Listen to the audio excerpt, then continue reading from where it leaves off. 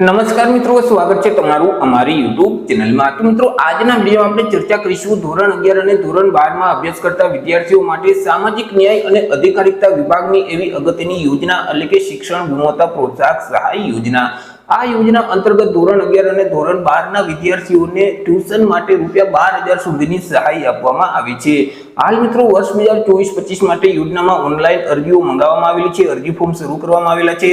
તો આ યોજના વિશે આપણે તમામ પ્રકારની માહિતી એક જ વિડીયોમાં મેળવી લઈએ। તે પહેલા વિડીયો ગમે તો લાઈક અને શેર કરી દેજો, ચેનલમાં નવા હોય તો ચેનલને સબસ્ક્રાઇબ કરી દેજો। તો ચાલો મિત્રો, વિડીયોની શરૂઆત કરીએ।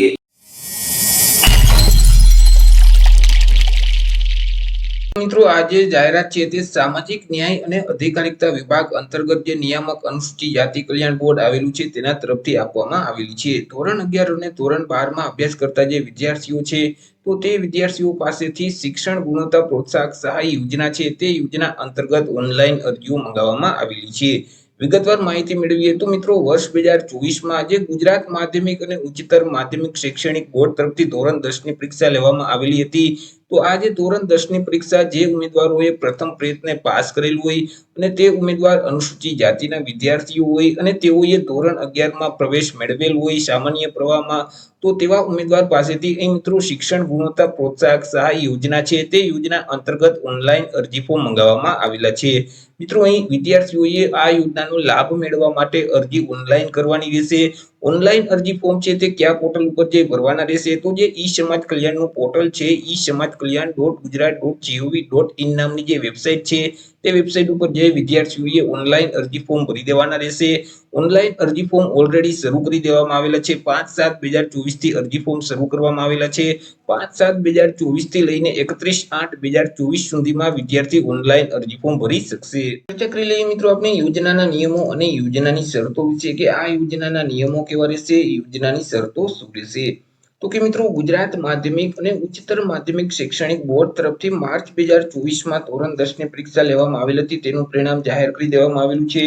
તો વિદ્યાર્થીઓએ ધોરણ 10 ની પરીક્ષા પ્રથમ પ્રયત્ને પાસ કરેલું હોવી જોઈએ અને તેમાં 75% કે તેના કરતા વધારે ટકાવારી મેળવેલ હોવી જોઈએ, તો તેઓ આ યોજનામાં અરજી ફોર્મ ભરી શકશે। આગળ વિદ્યાર્થીઓએ ધોરણ 11 સામાન્ય પ્રવાહમાં પ્રવેશ મેળવેલ હોવો જોઈએ, એડમિશન લીધેલ હોવું જોઈએ અને વિદ્યાર્થી છે તે અનુસૂચિત જાતિના હોવા જોઈએ, તો તેઓને યોજનાનો લાભ આપવામાં આવશે। તો મિત્રો, જેટલા વિદ્યાર્થી ઓનલાઈન અરજી ફોર્મ ભરશે તો તેમાંથી મિત્રો ટકાવારીના આધારે એક મેરિટ લિસ્ટ તૈયાર કરવામાં આવશે અને મેરિટમાં પ્રથમ 100 વિદ્યાર્થીઓના નામ હશે તેઓને આ યોજના અંતર્ગત સહાય આપવામાં આવશે। આ યોજનાનો લાભ મેળવવા માટે વિદ્યાર્થીના કુટુંબની વાર્ષિક આવક મર્યાદા નક્કી કરવામાં આવેલી છે। વિદ્યાર્થી ગ્રામ્ય વિસ્તારમાં રહેતા હોય કે શહેરી વિસ્તારમાં, તેમના જે કુટુંબની વાર્ષિક આવક છે તે ₹6 લાખ સુધીની હોવી જોઈએ। જો ₹6 લાખ કરતા વધારે વાર્ષિક આવક હશે તો તેવા સંજોગોમાં વિદ્યાર્થી આ યોજનાનો લાભ મેળવી શકતા નથી। સહાય વિશે ચર્ચા કરીએ કે વિદ્યાર્થીઓને કેટલી સહાય આપવામાં આવશે। તો વિદ્યાર્થીઓએ ધોરણ 10 ની પરીક્ષા પાસ કરી આગળ તેઓએ ધોરણ 11 સામાન્ય પ્રવાહમાં પ્રવેશ મેળવ્યો હોય તો ધોરણ 11 માટે ₹8,000 સુધીની સહાય આપવામાં આવશે। જ્યારે વિદ્યાર્થી ધોરણ 11 પાસ કરી અને આગળ તેઓ ધોરણ 12 માં પ્રવેશ મેળવશે ત્યારે ધોરણ 12 માટે ₹4,000 સુધીની સહાય આપવામાં આવશે। આવી રીતે મિત્રો, ધોરણ 11 અને ધોરણ 12 બંને થઈ કુલ ₹12,000 સુધીની આ યોજના અંતર્ગત વિદ્યાર્થીઓને સહાય આપવામાં આવશે। તે સિવાય મિત્રો, ધોરણ 11 માં સહાય મેળવેલ હશે એવા જ વિદ્યાર્થીઓને આગળ ધોરણ 12 માં ટ્યુશન સહાય આપવામાં આવશે। મિત્રો, અહીં 75% કરતા જો ઓછી ટકાવારી હશે તેવા વિદ્યાર્થીઓએ અરજી ફોર્મ ભરેલ હશે તો તેઓની અરજી ધ્યાનમાં લેવામાં નહીં આવે અને અહીં મિત્રો જે વિદ્યાર્થીઓની ટકાવારી છે તેને ધ્યાનમાં લેવામાં આવશે। મેરિટમાં ટકાવારીની ગણતરી કરવામાં આવશે, પર્સન્ટાઇલ રેન્ક છે તેને ધ્યાનમાં લેવામાં આવશે નહીં।